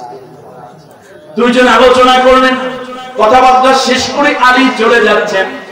দরজা পর্যন্ত হযরত ওমর আগাইয়া দিচ্ছেন। মাঝখানে জিজ্ঞেস করলেন, ওমর আপনি কি আমাকে চিনেন না? বলে, চিনি, আমি চিফ জাস্টিস। বলে, হ্যাঁ জানি। আমি হাসান হোসাইনের পিতা, আপনি কি ভুলে গেছেন? বললেন, না ভুলিনি। আমি ফাতেমার স্বামী, আপনি কি ভুলে গেছেন? বলল, না তা তো ভুলিনি। আমি যে জান্নাতের সুসংবাদ প্রাপ্ত একজন সাহাবী, আল্লাহর নবী যাকে আসাদুল্লাহ বলেছেন, আমি নবী মেয়ের জামাই, আপনি কিতা ভুলে গেছেন? কয় না ভুলিনি, সব ঠিক আছে। আমি এমন করে তুমি কেন বলো? আমার ভাই একটু খুলে বলো। বললো যে এই পৃথিবীতে এমন কোন ভদ্রতা আছে, ঘরে কোনো মেহমান আসলে কিন্তু চেরাগ নিভাইয়া অন্ধকারের মধ্যে মেহমানকে রাখে। আমি টেস্ট করে দেখলাম চেরাগের মধ্যে তেলও ভরা আছে। আপনি কেন এই চেরাগটা বন্ধ করে আমাকে অন্ধকারের মধ্যে রাখলেন? আমি লজ্জা বোধ করেছি। হযরত ওমর রাদিয়াল্লাহু তাআলা বললেন, আগে ওই চেরাগটা হলো রাষ্ট্রীয় টাকায় কেনা, ওর ভিতরে যে তেল ছিল এটা বাইতুল মালের টাকা দিয়ে কেনা তেল, আর আমি বসে বসে রাষ্ট্রের কাজ করতেছিলাম। এই জন্য তোমাকে যখন প্রশ্ন করলাম কেন এসেছো, তুমি বলেছো পারিবারিক আলোচনা করার জন্য আমি এসেছি। আমি মনে করেছি জনগণের তেল পুড়ে জনগণের চেরাগ জ্বালাইয়া পারিবারিক আলোচনা করা হারাম, এই জন্য আমি জনগণের চেরাগ নিভাইয়া দিয়া পারিবারিক আলোচনা করার জন্য পারিবারিক চেরাগ জ্বালাইয়া আলোচনা সেরেছি। হযরত আলী রাদিয়াল্লাহু তাআলা আবার অভিযোগ করলেন, আপনি এটা ভালোই করেছেন, কিন্তু একটা চেরাগ নিভাইয়া একজন চিফ জাস্টিসকে এইভাবে অন্ধকারে রেখে তারপরে আপনি অন্য চেরাগ আনতে গেলেন। এই মাঝখানে যদি জ্বালানো থাকতো চেরাগটা, ভদ্রতাও রক্ষা হইতো না, 2-3 ফোঁটা তেল যাইতো, তাতে কি হতো? হযরত ওমর আর সহ্য করতে পারলেন না। হযরত আলীর কপালের মধ্যে চুমু খেয়ে বললেন, আলী রে, আমার তো ভয়টা ওখানেই, যখনই জানতে পেরেছি পারিবারিক আলোচনা, রাষ্ট্রীয় কোনো আলোচনা নয়। তুমি চিফ জাস্টিস রাষ্ট্রের আলোচনা করতেও তো আসতে পারো বিচার বিষয় নিয়ে, কিন্তু যদি আমি তোমাকে বসাইয়া চেরাগ জ্বালাইয়া রেখে ঘরের ভিতর থেকে অন্য চেরাগ আনতে আনতে যদি 1 ফোঁটা কিংবা 2 ফোঁটা তেলও পোড়া যাইতো, আমি ভয় করে কিয়ামতের ময়দানে জনগণের 2 ফোঁটা তেল নষ্ট করার অপরাধে কালকে আল্লাহর দিন আল্লাহর কাছে আমি আসামি হয়ে যাব।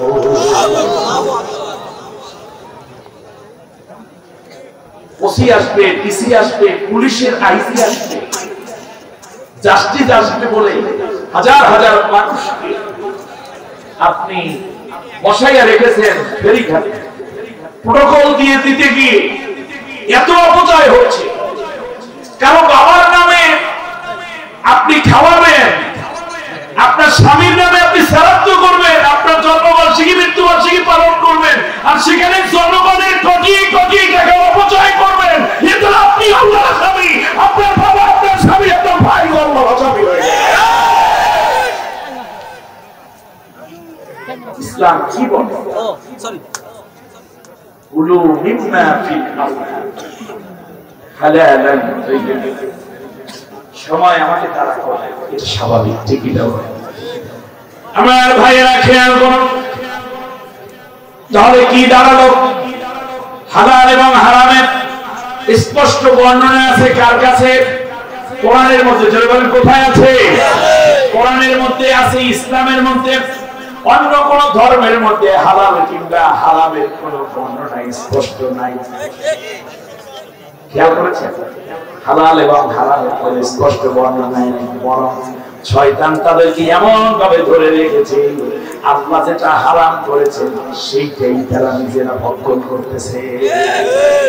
এই কারণে বিশ্বে নেমে এসেছে হাজারো বালা মুসিবত।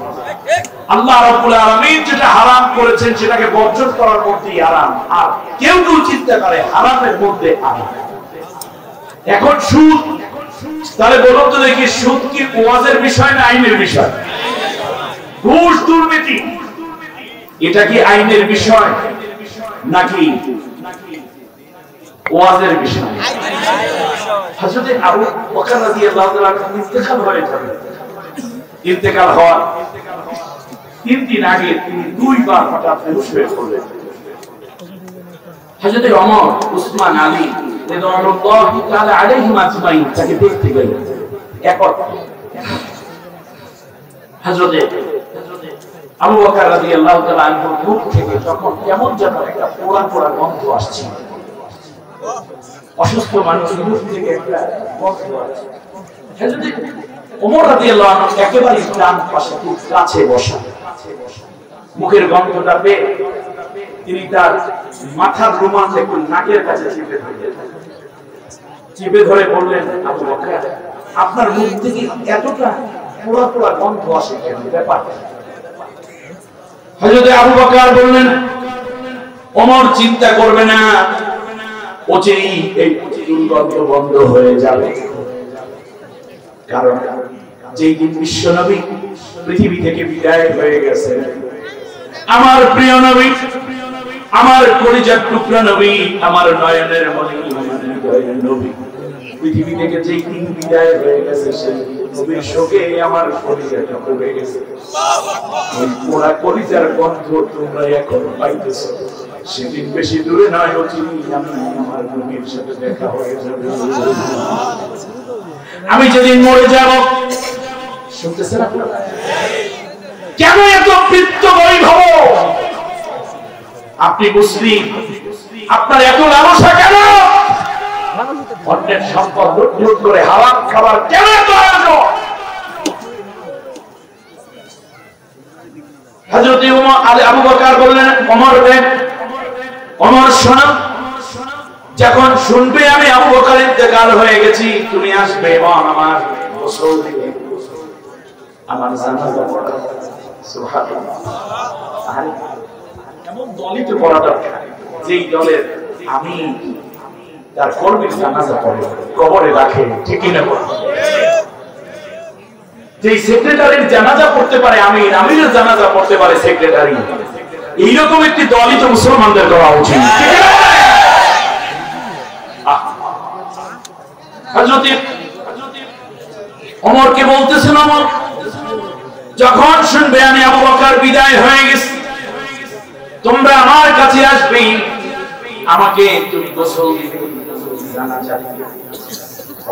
একটা কথা তোমাকে বলি, নতুন কোন কাপড়ের কাপড় আনতে বাজারে যাবা না। আমার নিজের গায়ের ব্যবহৃত পুরাতন কাপড় আমি ধুয়ে সুন্দর করে পবিত্র কাপড় গায়ের মাপ দিয়ে ভাঁজ করে আমার মাপ দিয়ে কেটে কেটে বাক্সের মধ্যে রেখে দিয়েছি।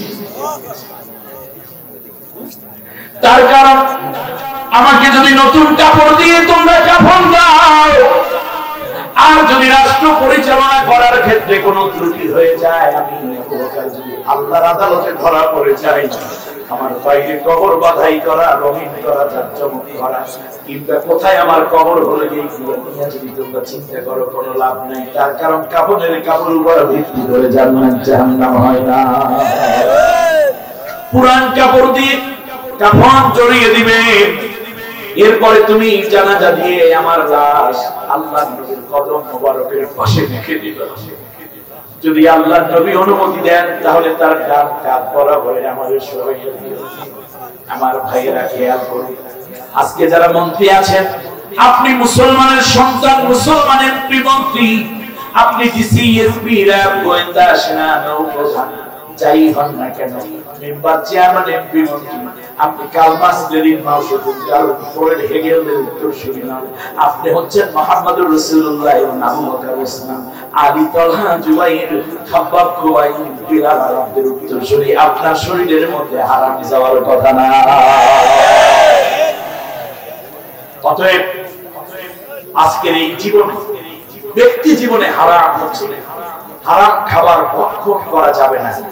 হারামের মধ্যে শুধুমাত্র শুয়ারের গোশতই হারাম এটা নয়, মাদক দ্রব্য হারাম এটাই নয়, বরং চুরি করাও হারাম, চোরাই মালও হারাম, ঠিক না বলেন? ডাকাতি করা হারাম, দুর্নীতি করা হারাম, দুর্নীতির মালটাও কি হারাম। অন্যের সম্পদ লুটপাট করে ঠকাইয়া বোনের সম্পত্তি ভাই অন্যায় ভাবে নিয়ে গেছে, হারাম অপরাধ। দ্রুত হারামকে বর্জন। সামাজিক ভাবে হারাম হচ্ছে অন্যের হক নষ্ট করা। আপনার প্রতিবেশীকে আপনি কষ্ট দিচ্ছেন, এটা হারাম। আপনি মিথ্যা মামলা দিয়ে অন্য কাউকে আপনি নির্যাতন করছেন, এটা হারাম। এই কাজগুলো করা যাবেই না, ঠিক না বলেন? আপনি দেখুন, আমরা তাকদীরকে বিশ্বাস করি কিনা, আমার দিকে তাকান, তাকদীরকে বিশ্বাস করি কিনা? আচ্ছা, আমার তাকদীরে যদি লেখা থাকে আমি 1000 কোটি টাকার মালিক হব, ঠিক আছে কিনা? পথ হলো দুইটা, একটা হালাল পথ আর একটা হারাম পথ। বিশ্বাস করুন, আপনার যদি 1000 কোটি টাকা হতে 1 টাকাও বাকি থাকে ততদিন আপনার কাছে আজরাইল আসবে না। আপনি 1000 কোটি টাকা হওয়ার পরই আজরাইল আপনার জান কবজ করবে। তার কারণ আমরা জানি, আমরা তাকদীরকে বিশ্বাস করি। ওয়াল কদরে খায়রিহি ওয়া শাররিহি মিনাল্লাহি তাআলা। আমরা চেষ্টা করব পথ দুইটা, হালাল পথ কিংবা হারাম পথ। এই পৃথিবীতে যারা ধনী হয়েছে বিশ্বে, তারা হারাম পথে হয় নাই, অনেকে হালাল পথেও হয়েছে। বিশ্বের বড় বড় ধনী দেখবেন ইসলামের পথে থেকেই তারা ধনী হওয়ার সুযোগ আল্লাহ তাআলা করে দিয়েছেন। অতএব আপনি যদি পুলিশ হন, আপনি যদি চান আমার প্রমোশন হবে, অন্যায়ভাবে মিথ্যা মামলা দিয়ে অন্য কাউকে খামোখা তালাশ করে প্রমোশন তালাশের দরকার নাই। প্রমোশন হওয়ার পরে হতে পারে আপনি শেষই হয়ে গেছে, বরং আপনি অপেক্ষা করুন। আপনি যদি আইজি হওয়ার তাকদীরে থাকে, পৃথিবীতে কেউ ঠেকাতে পারবে না। আইজি না হওয়া পর্যন্ত আপনার ইন্তেকালই হবে না। ঠিক রাখা হারাম পথে নয়। আমি যদি সত্য স্মৃতিচারণ করি, বাবা মা ভাই বোন ভাবি স্বজন ছোট ভাই সবাইকে যখন অন্যায় ভাবে জুলুম করে একসাথে হত্যা করা হলো, বাঁচাইয়া রেখেছেন আল্লাহ দুইটা বোন। ঠিক আছে কিনা? দুই বোন এদেশে যায় ওদেশে যায়, ইয়াতীম অসহায়ের মতো ঘটে, কিন্তু তাকদীরে ছিল তিনি প্রাইম মিনিস্টার হবেন। আল্লাহ প্রাইম মিনিস্টার বানাইছে। স্বামী মারা যাওয়ার পরে দুইটা ইয়াতীম সন্তান নিয়ে আরেক নারী ঘুরতেছে, কোথায় যাব? আল্লাহ পর পর 3টা মন্ত্রী প্রধানমন্ত্রী বানাইছে। এর মানে আপনার তাকদীরে যেটা আছে সেটা আপনি পাবেন। পথ দুইটাই, একটা বৈধ পথ আর একটা অবৈধ পথ। যদি আপনি অবৈধ পথে আসেন তাহলেও হবেন, বৈধ পথে আসেন তাহলেও হবেন। যতবার হওয়া তাকদীরে আছে ততবার হতে পারবেন। কিন্তু অবৈধভাবে গেলেই, অবৈধভাবে সম্পদ আনলি, অবৈধভাবে আপনি কর্তৃত্ব করতে গেলে আল্লাহর কাছে জবাবদিহি করা লাগবে। আর যদি বৈধভাবে আসেন তাহলে আল্লাহ এটা নেক আমলে পরিণত করে জান্নাতি করে দেবেন।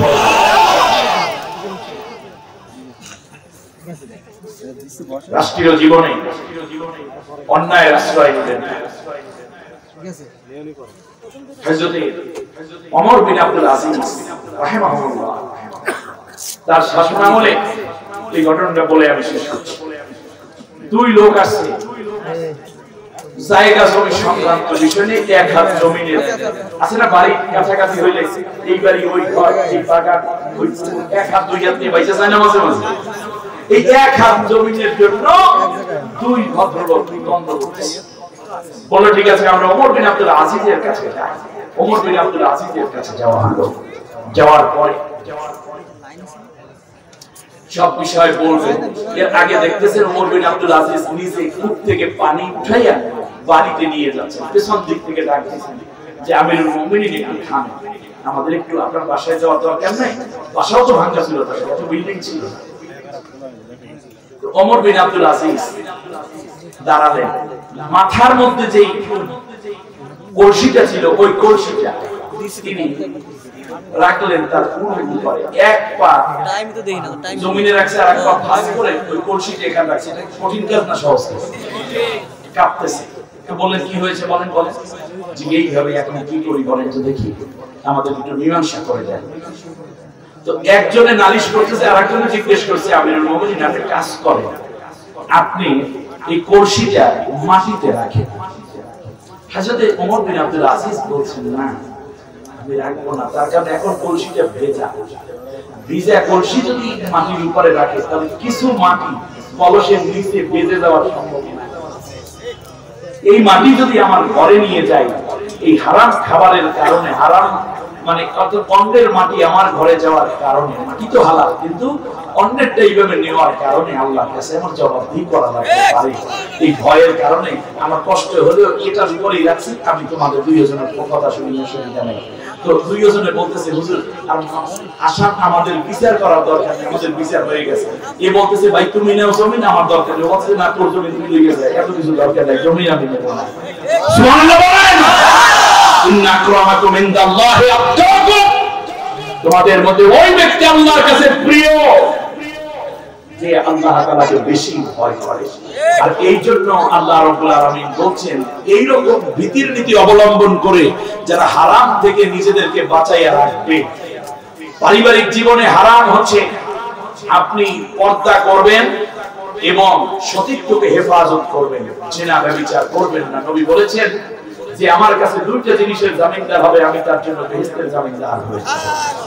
এক নম্বর হচ্ছে তার দুই চোয়ালের মাঝখানে যা আছে, একটা জিহ্বা, গীবত করবে না, গালিগালাজ করবে না, মিথ্যা কথা বলবে না, মিথ্যা সাক্ষী, মিথ্যা রায় দেবে না, মাদক দ্রব্য জিহ্বায় দিবে না।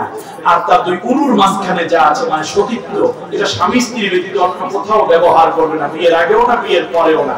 এই দুইটা জিনিসের জামিনদার তোমরা হও, আমি মুহাম্মদ রাসূলুল্লাহ তোমাদের জন্য বেহেশতের জামিনদার হয়েছি। আমার বন্ধুগণ, আজ পরিশেষে আজকের এই মাহফিলের এত বড় মাহফিল, আমার মতো ছোট্ট একজন আল্লাহর ওয়াইদকে দাওয়াত দিয়ে ধন্য করার জন্য গোল্ডেন ট্রান্স পাবলিকেশনস এর প্রতি আমার কৃতজ্ঞতা থাকবে, দোয়া এবং ভালোবাসা রইল। বিশেষ করে আমাদের মহতরম রবিউল ভাই সহ এলাকাবাসীর প্রতি আমার আন্তরিক কৃতজ্ঞতা এবং ভালোবাসা, দোয়া থাকবে নিরন্তর। এই মাহফিলটি সারা বাংলাদেশ জুড়ে আজ মাহফিল বন্ধ, মেলা চলতেছে, ট্রেন চলছে, গাড়ি চলছে, বিমান চলছে, সেখানে বিপিএল চলছে, খেলা চলছে, সবকিছু চলছে, স্কুল মাদ্রাসা, আর এই মাহফিল বন্ধ। আমি মনে করি আল্লাহর কোরআনের দিকে তাকাইয়া মাহফিলটা বন্ধ রাখবেন না। প্রশাসনের যে ভাইয়েরা এবং স্থানীয় রাজনীতিবিদরা যারা এই কোরআনের মাহফিলের জন্য উন্মুক্ত করে দিয়েছেন, আমি আল্লাহর কাছে দোয়া করি আল্লাহ যেন তাদের জন্য তার রহমতের দরজাটা খুলে দেন। যারা কষ্ট করে এসেছেন সকলের প্রতি কৃতজ্ঞতা।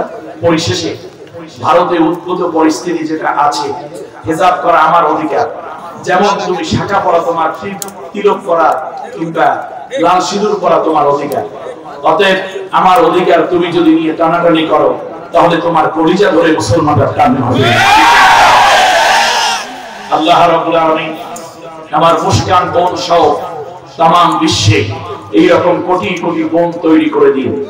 এই সমাজ আজ ইসলামের দিকে তাকিয়ে আছে। লা তাহিনু ওয়া লা তাহজানু ওয়া আনতুমুল আ'লাউনা ইন কুনতুম মুমিনিন। মুমিন হলে তোমরাই বিজয় হবে, কোন দুশ্চিন্তাগ্রস্ত হয়ো না। তার কারণ বিশ্বের মানবতা একটা দিকই ধাবমান, শান্তি কোথায়, শান্তি কোথায়, শান্তি কোথায়। তারা শান্তির একমাত্র উৎস পেয়েছে আল্লাহ রাব্বুল আলামিনের কোরআনকে। ঠিক আছে বলেন? কোরআন ভিত্তিক একটি দেশ এবং জাতি পরিচালনা ব্যতীত সত্যিকার সোনার বাংলা এবং সুন্দর বিশ্ব করা যেমন সম্ভব নয়, সেজন্য আজকে আমাদেরকে ফিরে আসতে হবে কোরআনের কাছে। কোরআনের বাইরে শান্তি নাই। ইসলাম এবং ইসলামী নেতৃত্ব ও ইসলামী হুকুমাত ব্যতীত রাষ্ট্রের নিরাপত্তা এবং মানবতার সত্যিকার অধিকার প্রতিষ্ঠা কোনোদিন সম্ভব নয়। আল্লাহ রাব্বুল আলামিন আমাদেরকে হারাম থেকে বাঁচার তৌফিক দিন। হালাল খানা, হালাল কাজ, হালাল নীতি যেন অবলম্বন করতে পারি, সেই যোগ্য ঈমান আমাদেরকে দান করুন। আমিন। সুবহানাকাল্লাহুম্মা ওয়া বিহামদিক, আশহাদু আল্লা ইলাহা ইল্লা আনতা আস্তাগফিরুকা ওয়া আতুবু ইলাইক। আসসালামু আলাইকুম ওয়া রাহমাতুল্লাহ।